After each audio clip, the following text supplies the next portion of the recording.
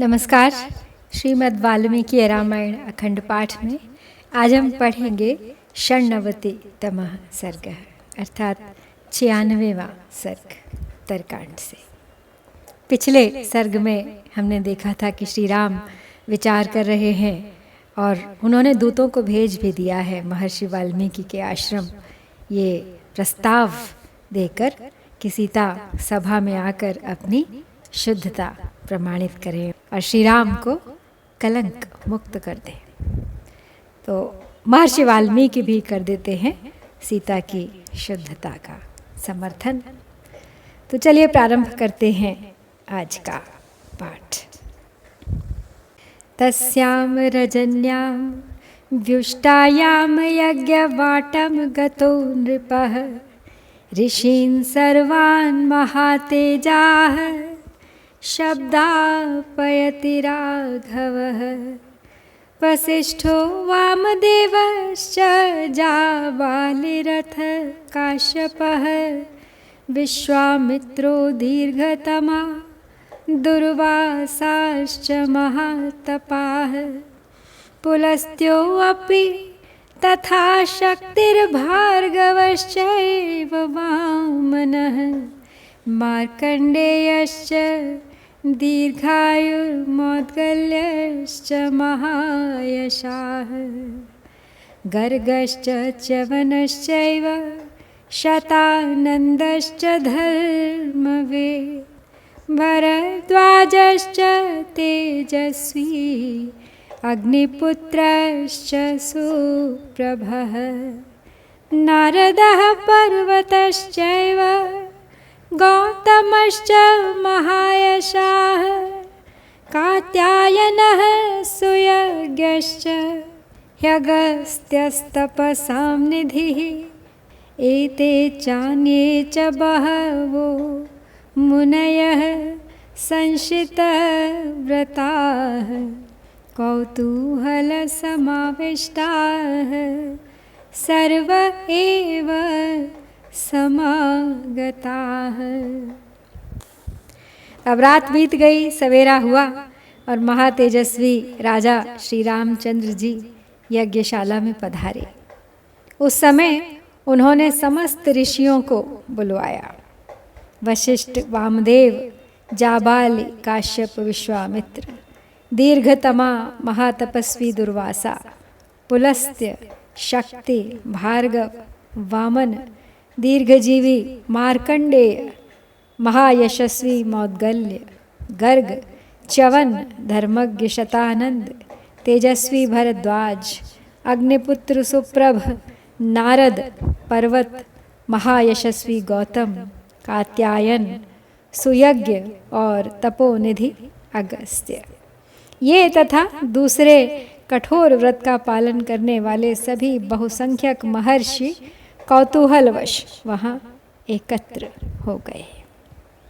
राक्षसाश्च महावीर्या वानराश्च महाबलाः सर्व एव समाजग्मुर्महात्मानः कुतूहला क्षत्रियाये च शूद्राश्च वैश्याश्चैव सहस्रशः नानादेशगताश्चैव ब्राह्मणाः संशितव्रताः ज्ञाननिष्ठाः कर्मनिष्ठाः योगनिष्ठास्तथा परे सीताशपथवीक्षार्थं सर्व एव समागताः तदा समागतं सर्वमश्मभूतं विवाचलं श्रुत्वा मुनिवरस्तूर्णं ससीतः समुपागम।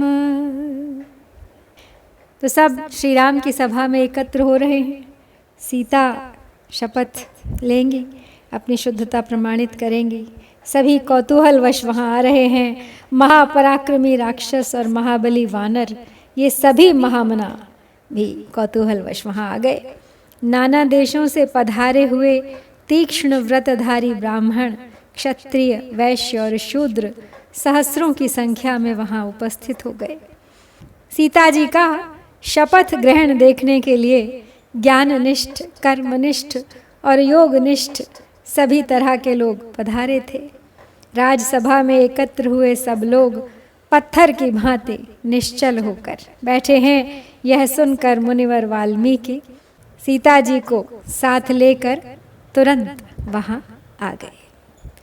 श्री राम जो ये शपथ ग्रहण करवा रहे हैं सीता से, ये पहले भी करवा सकते थे। सीता को वन भेजना क्यों ज़रूरी था? वन भेजने से पहले भी ये निर्णय लिया जा सकता था। श्री राम की माया श्री राम ही जाने।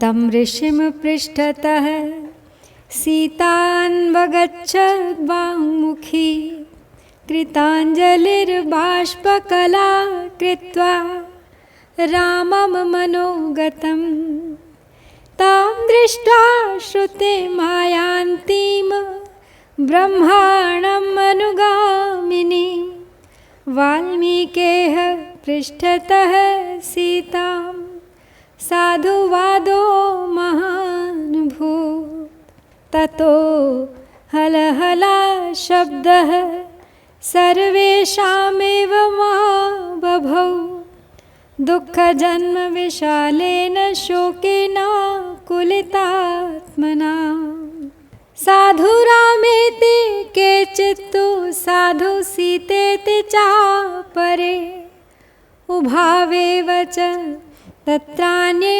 प्रेक्षकाः सम्प्रचुक्रुषुः ततो मध्ये जनौघस्य प्रविश्य मुनिपुङ्गवः सीता सहायो वाल्मीकिरिति होवाच राघवम्। तो महर्षि के पीछे सीता सिर झुकाए चली आ रही थी। उनके दोनों हाथ जुड़े थे और नेत्रों से आंसू झर रहे थे। वे अपने हृदय मंदिर में बैठे हुए श्री राम का चिंतन कर रही थी। वाल्मीकि के पीछे पीछे आती हुई सीता ब्रह्मा जी का अनुसरण करने वाली श्रुति के समान जान पड़ती थी। उन्हें देखकर वहाँ धन्य धन्य की भारी आवाज़ गूंज उठी। उस समय समस्त दर्शकों का हृदय दुख देने वाले महान शोक से व्याकुल था। उन सब का कोलाहल सब ओर व्याप्त हो गया। कोई कहते थे श्री राम तुम धन्य हो, दूसरे कहते थे देवी सीते तुम धन्य हो। तथा वहाँ कुछ अन्य दर्शक ऐसे भी थे जो सीता और राम दोनों को उच्च स्वर से साधुवाद दे रहे थे। तब उस जन समुदाय के बीच में सीता सहित प्रवेश करके मुनिवर वाल्मीकि श्री रघुनाथ जी से इस प्रकार बोले।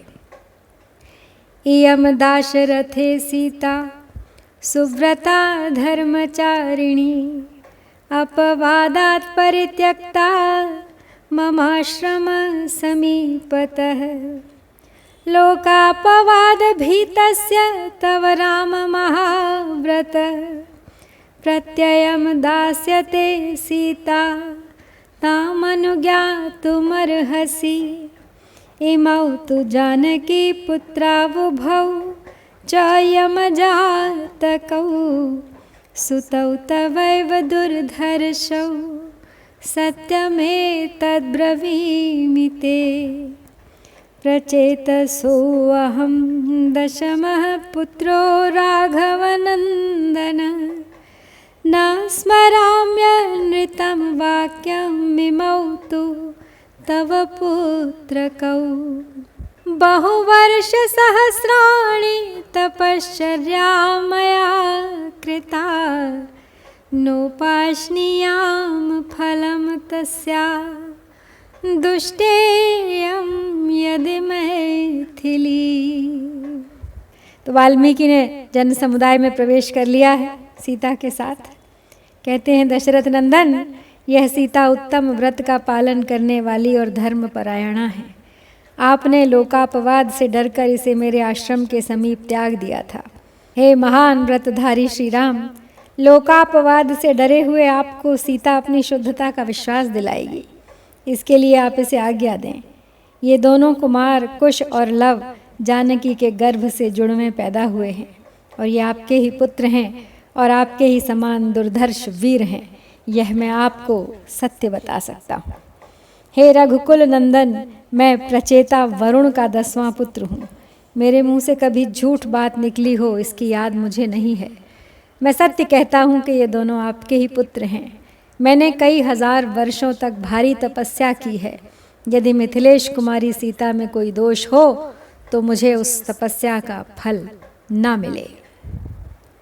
मनसा कर्मणा वाचा भूतपूर्वं न किल्बिषम् तस्याहं फलमश्नानि अपापा मैथिली यदि अहम पंचसु भूतेषु मनः षष्ठेषु राघव विचिन्त्य सीता शुद्धेति जग्राह वन निर्झरे इयं शुद्ध समाचारा अपापापति देवता लोकापवाद भीतस्य प्रत्ययं तव दास्यति लोकापवाद भीतस्य प्रत्ययं तव दास्यति तस्मादियं नरवरात्मज शुद्ध भावा दिव्येन दृष्टिविषयेण मया प्रविष्टा लोकापवाद कलुषीकृत चेतसाया त्यक्ता त्वया प्रियतमा विदिता शुद्धा। आगे कहते हैं वाल्मीकि कि मैंने मन, वाणी और क्रिया द्वारा भी पहले कभी कोई पाप नहीं किया है। यदि मिथिलेश कुमारी सीता निष्पाप हों तभी मुझे अपने उस पाप शून्य पुण्य कर्म का फल प्राप्त हो। हे रघुनंदन, मैंने अपनी 5 इंद्रियों और मन बुद्धि के द्वारा सीता की शुद्धता का भली भांति निश्चय करके ही इसे अपने संरक्षण में लिया था। यह मुझे जंगल में एक झरने के पास मिली थी। इसका आचरण सर्वथा शुद्ध है, पाप इसे छू भी नहीं सका है तथा यह पति को ही देवता मानती है। अतः लोकापवाद से डरे हुए आपको अपनी शुद्धता का विश्वास दिलाएगी। राजकुमार, मैंने दिव्य दृष्टि से यह जान लिया था कि सीता का भाव और विचार परम पवित्र है, इसलिए यह मेरे आश्रम में प्रवेश पा सकी है। आपको भी यह प्राणों से अधिक प्यारी है और आप यह भी जानते हैं कि सीता सर्वथा शुद्ध है। तथापि लोकापवाद से कलुषित चित्त होकर आपने इसका त्याग किया है। एक प्रकार से प्रश्न पूछ रहे हैं वाल्मीकि, श्री राम के विश्वास की परीक्षा ले रहे हैं। लेकिन इसके साथ ही हम यहाँ श्री वाल्मीकि निर्मित आर्ष रामायण आदि काव्य के उत्तरकांड में 96वां सर्ग पूरा करते हैं। इत्यार्षे श्रीमद् रामायणे वाल्मीकिये आदि काव्ये उत्तरकांडे 96तमः सर्गः। ओम श्री सीतारामचंद्राभ्यां नमः।